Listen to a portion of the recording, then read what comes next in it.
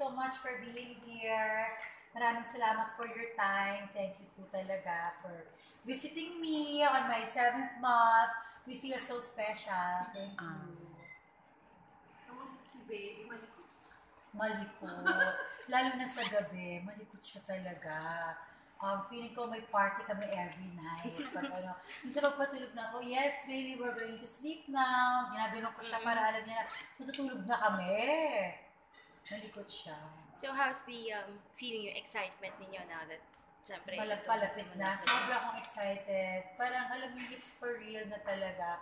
Actually, when the baby started to move, mas lalo kang may excite kasi alam mo na malapit na, alam mo yun, for real na talaga. So, sobrang So you've been attending ang mga seminars na? Yes, I did a newborn care class and a birthing class and kasama din doon sa newborn care, yung feeding class. Ganyan. So, I took several workshops.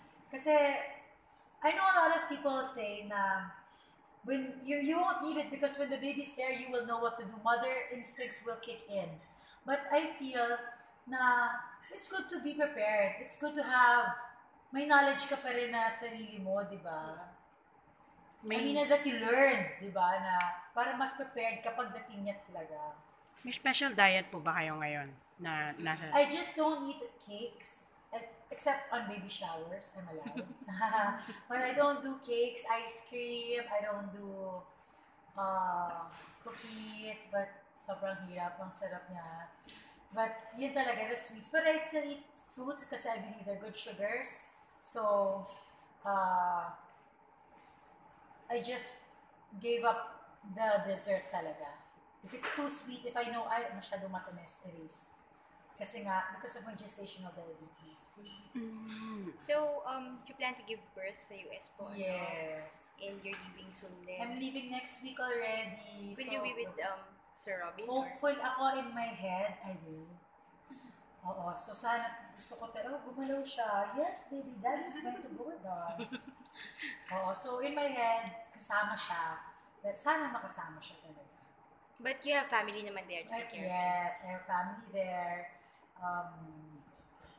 Actually, I'm really, syempre I'm nervous about that kasi syempre the doctors will be different. I have a very good doctor here who, nako, if you guys have any parang issues with yung sa birth, giving birth or whatever, or conceiving, she's a really good doctor. Her name is Eileen Manalo. I mean, although I didn't have a problem conceiving kasi my problem was how to keep the baby. But she really helped me out through it all. She's an amazing doctor and I highly recommend na puntahan siya ng mga women na ay, ayan, gamot daw. Okay. So, medyo the struggle is real. Pero kanino pong desisyon yung sa ibang bansa mga anak? Because, alam mo yung, pag nandito tayo, ang daming distractions. Meron tayong work, meron tayong iba pang mga relatives, meron tayong sa line of work natin, meron tayong basta madaming distractions. Ako naman personally, we feel, Robin and I both feel, that the baby deserves 100% attention kanya lang. Alam mo yon, we've waited so long. So parang quiet time with the baby deserves that. Na siya lang yung bida. Hindi si Robin, hindi ako, siya. Alam mo yun, and that's what we want to give the baby. So, oo, di ba? Parang tagal mong hinintay, tagal mong pinagdasal, tapos finally ibinigay na sa'yo. Di ba ibibigay mo lahat? Di ba gagawin mo lahat? So how long po yung pagstay niyo sa US? It really depends when the baby can already, syempre kawawa naman yung baby kung, ako in my head again, marami akong mga in my head eh. In my head, if Robin can come, if Robin is there, early, I mean with me, then hindi ko kailangan madaliin i-fly si baby pabalik dito. Kasi naaawa naman ako 1 month old pala, paliliparin mo. Di ba? Kawawa naman si baby, mas stress siya. So, pag pwede na si baby, pag okay na si baby, then that's the time.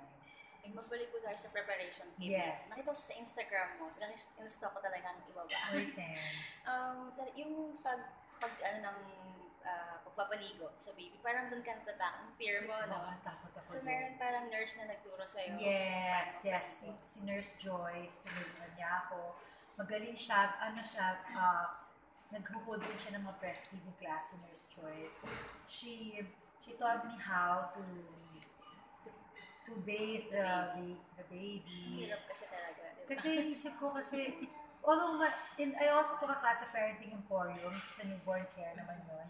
And maganda rin kasi doon ko nalaman na bawal kung palang basain yung umbilical cord area, yung part na yun. Kasi, although sabi naman na ituturo din nila, pero at least ngayon pa lang alam ko na, di ba, na okay, hindi siya pwedeng basain. Period. Pero nakalimutan ko nga, pwede bang alcoholan? Alcohol action. Yun, okay. So, Meron so tama. 70%. Oo, na- yun lang. Meron ng amount na tama, di ba? Yes, baby, we're gonna do that. Para gumaling